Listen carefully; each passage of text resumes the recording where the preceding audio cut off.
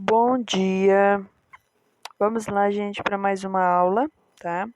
Hoje a aula vai ser sobre resíduos hospitalares. Então, nada mais é que as formas de lixos encontrada dentro de um ambiente que presta, né, serviços de saúde. Os resíduos hospitalares, gente, eles são classificados em 5 grupos, tá? Então, nós temos o grupo A, o grupo B, C, D e o grupo E. E a gente vai falar detalhadamente de cada um para vocês entenderem, né, como que é classificado os tipos de lixos no hospital. Então, todos os lugares, né, que oferece algum tipo de resíduo, desculpa, gente, que oferece algum tipo de serviço de saúde, ele vai ter em sua presença resíduos, né, lixos. Então, desde hospitais, clínicas médicas, postos de saúde, laboratórios, clínicas veterinárias, odontológicas, inclusive farmácias vão ter resíduos, tá? E aí nós, como profissionais da saúde, precisamos ter noção e saber classificar os tipos de lixo hospitalar. Então, quando eu falo de lixo hospitalar, né, eu não me refiro somente a um ambiente hospitalar, tá? Então, são materiais biológicos contaminados, desde sangue a patógenos. Eu posso incluir também, dentro do contexto de lixo, peças anatômicas, como, por exemplo, um apêndice que foi retirado, uma vesícula, qualquer parte do corpo humano, inclusive a amputação de uma perna, de um braço, isso também é um tipo de lixo, tá? E ele vai ter o seu destino final. Nós temos seringas e entre outros materiais plásticos, além também de uma grande variedade de substâncias tóxicas, inflamáveis e até radioativas, né? Como é o caso do lixo, dos lixos radioativos, tá? E aí nós temos vários sinônimos, né? Ou seja, várias formas de chamar o lixo hospitalar. Então, pode ser chamado de lixo hospitalar, resíduo hospitalar e resíduo de serviços de saúde. E a Anvisa estabeleceu regras nacionais sobre o acondicionamento e o tratamento do lixo hospitalar gerado. Então, dos resíduos de serviços de saúde, né, eu posso incluir também, além dos que eu já falei para vocês, os de serviços de assistência domiciliar e trabalhos de campo, como por exemplo, os serviços de home care, os necrotérios, serviços de medicina legal, estabelecimentos de ensino e pesquisa, como por exemplo, uma instituição que tem alunos que estão aprendendo, vai ter também resíduos hospitalar, centro de zoonoses, distribuidores de produtos farmacêuticos, unidades móveis de atendimento, como por exemplo o SAMU, serviços de acupuntura, né, que é um serviço simples e tem a utilização de agulhas, serviços de tatuagem, então lugares onde faz esse tipo de procedimento, tatuagem, piercings, né, também vão ter resíduos hospitalares, tá? E aí, qual é o objetivo da classificação dos resíduos, né, da separação do lixo? Minimizar a sua geração e proporcionar uma gestão e destinação segura e eficiente. Ou seja, a gente encaminhar o lixo adequado para o local adequado, evitando ali que os profissionais que realizam seu manejo se machuquem, né, se acidentem, assim como também, gente, a preservação da saúde pública e do meio ambiente, tá? Evitando que esses resíduos sejam descartados de forma inadequada. E aí nós não podemos deixar de falar dos tipos de resíduos hospitalares e de acordo com a resolução da RDC, né, que é a resolução de diretora colegiada número 33 de 2003, os resíduos hospitalares eles são classificados como o grupo A, onde são os potencialmente infectantes, o grupo B, que são os lixos químicos, nós temos o grupo C, que são os rejeitos radioativos, e nós temos o grupo D, que são os resíduos comuns, né, que é esse lixo comum que inclusive nós temos em casa, e o grupo E, gente, que é o pérfuro cortante, tá? Então tudo que seja perfurante e cortante dentro dos serviços de saúde, ele vai ser chamado de resíduo hospitalar do grupo E. Então vamos falar aqui do grupo A. O grupo A eu falei para vocês que são lixo infectantes, né? Quando eu falo de lixo infectante, gente, são lixo que tiveram contato com secreções e excreções corpóreas do paciente. Então, seringa, sonda, catéteres que são utilizados em paciente, eles são classificados como resíduos infectantes, tá? Eles não têm nada que vão furar, é somente lixo contaminado. E esses lixos, normalmente, eles são descartados em sacos, tá? São sacos. A cor do saco é um saco branco leitoso e ele tem um símbolo de infectante. É esse símbolo que vocês conseguem ver aqui no slide, tá? É um desenho preto, né, em contornos pretos. Então, o lixo infectante, que é o lixo A, eles são descartados nesse tipo de lixo aqui infectante, certo? E aí nós temos os subgrupos do grupo A, né? Os grupo A1, que são os resíduos provenientes da manipulação de micro-organismo, como por exemplo, manipulação genética, ampolas de frasco, tudo material envolvido em vacinação, né? A gente fala de vacinação, a gente fala de micro-organismo que são inoculados. Então, eles têm o frasco lá que são armazenados e posteriormente eles devem ser descartados de forma adequada. Bolsa de sangue, esses resíduos eles devem ser jogados no saco branco leitoso. Nós temos o grupo A2, que corresponde a carcaças, peças anatômicas, vísceras de animais e até mesmo animais que foram submetidos a processo de experimentação com micro-organismos, né? Então, esse tipo de lixo, onde eu envolvo parte do corpo humano ou parte de corpo, até mesmo de animais, eles são descartados, eles são acondicionados em saco vermelho contendo símbolo de risco de infectante. Então, saco vermelho com um símbolo de infectante significa que é um lixo com peças anatômicas, tá, gente? Ah, professor, o que é feito com essas peças anatômicas, né, do corpo humano? Geralmente eles são incinerados, tá, gente? Mas eles primeiro precisam ser acondicionados e depois eles vão ser descartados, na verdade, incinerados, tá bom? Na verdade, a maioria dos lixos, eles são incinerados, tá, gente? O grupo A3 são peças anatômicas, ou seja, membros humanos, produtos de fecundação sem sinais, bebezinhos que nasceram, que é aborto, né? Bebês produtos de aborto, que pesavam 500 gramas e têm uma estatura menor que 25 miligramas, eles são acondicionados em saco vermelhos com símbolos de infectante também. E eles vão ser incinerados logo depois, tá, gente?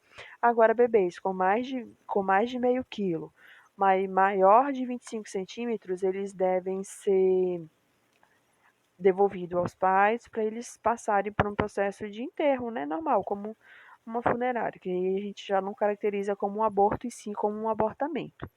Mas bebês, resultados de aborto com menos de 500 gramas ou menor que 25 centímetros, eles são descartados e incinerados como parte do lixo, parte de lixo hospitalar, tá? Assim como outras partes do corpo também.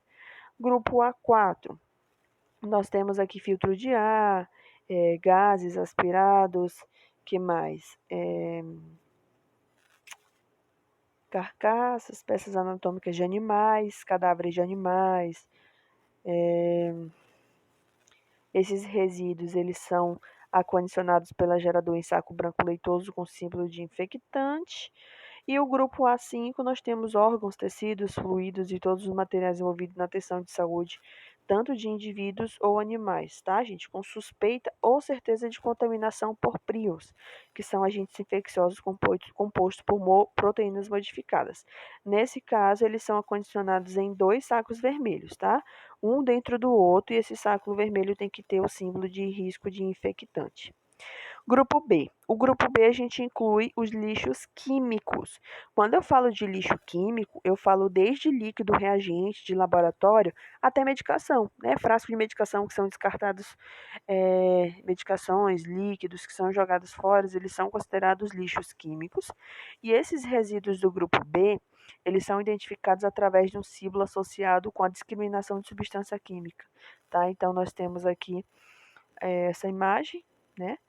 E a frase de risco, tá, gente? São descartados normalmente Esses lixos químicos, eles são descartados em galões, sabe? Aqueles galões de plástico bem grosso, apropriado para o descarte desse tipo de produto. Nós temos o grupo C, que são os lixos radioativos, e esses materiais radioativos também são descartados de forma diferente. Inclusive, o símbolo, né, é esse símbolo da radiação ionizante, tá? Na cor magenta, em rótulos de fundo amarelo e contornos pretos. Inclusive, a gente sabe que é o símbolo da enfermagem, tá? E normalmente os lixos do grupo C, eles são descartados em baldes de inox, tá? Para poder ser descartado posteriormente. Nós temos o grupo D, gente, é lixo comum, tá? Lixo que a gente tem em casa, papel, plástico, né? Que nós chamamos de lixo reciclável, e o não reciclável, que são resíduos alimentares, e a gente pode descartar de acordo com o CONAMA, né? Que é CONAMA número 235 de 2001, e os símbolos de tipo de material reciclável: papel, plástico, vidro e metal. Aí nós temos o não reciclável e o orgânico, que são restos de alimentos, tá? Que inclusive eles podem ser separados para ser utilizados como adubo posteriormente. Nós temos o grupo E.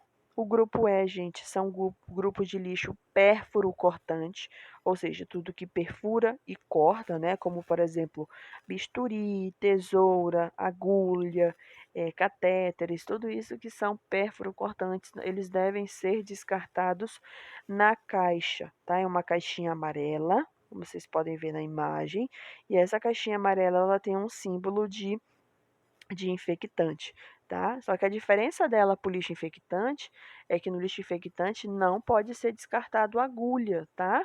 Só no lixo pérfuro cortante. E aí nós temos essa caixinha amarela que é muito encontrada em locais onde oferece algum tipo de resíduos perfurantes, né? E essa caixinha amarela, gente, ela vem dessa forminha aí, ó, tá? Vem a sacolinha amarela. Essa sacolinha amarela que vem dentro da caixa, ela vem com o objetivo de aparar qualquer secreção que seja jogada dentro da caixa, né? Seringa com sangue, ou com outra secreção. E aí nós temos as partes internas da caixa, tá? Vocês podem ver que tem um fundo, né? Tem a lateral e tem outro fundo ali, a fim de proteger e evitar que as agulhas perfurem a caixa e fiquem para fora, né? Ocasionando risco para quem manipula, para quem carrega essas caixinhas.